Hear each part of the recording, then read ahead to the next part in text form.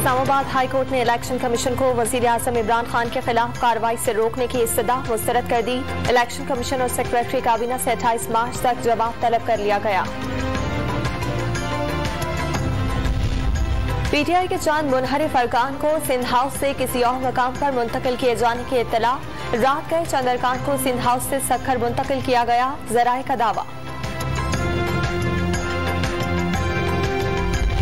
मुस्तकबिल के फैसले का हक कोई छीन नहीं सकता। पीटीआई के नाराज एमएनए नूर आलम के शिकवे शिकायत। 3 विफाकी वुज़रा समेत 33 एमएनए ने तहरीक इंसाफ छोड़ दी। एमएनए रमेश कुमार का दावा, इमरान खान ने देर कर दी राजा रियाज की गुफ्तगू। एमएनए कासिम नून का नजर अंदाज करने का शिकवा।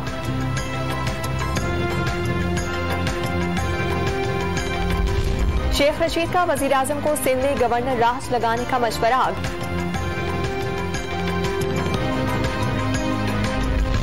गवर्नर राज की जरूरत सिंध में नहीं पंजाब में है। शहबाज शरीफ ने कौमी हुकूमत की बात इलेक्शन के बाद के लिए की। शाहिद हाकान अब्बासी की मीडिया से बातचीत।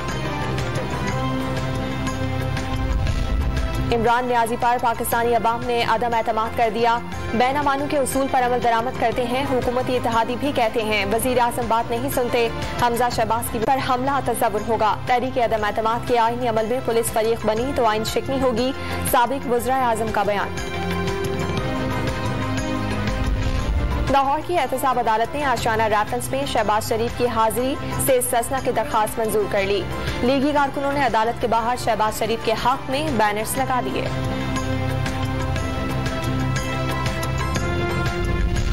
और पाकिस्तान की जानिब से यूक्रेनी अवाम की इमदाद के लिए भेजा गया सामान पोलैंड पहुंच गया। सामान में 9 टन एमरजेंसी अद्वियात, इलेक्ट्रोमेडिकल सामान, राशन और बिस्तर शामिल।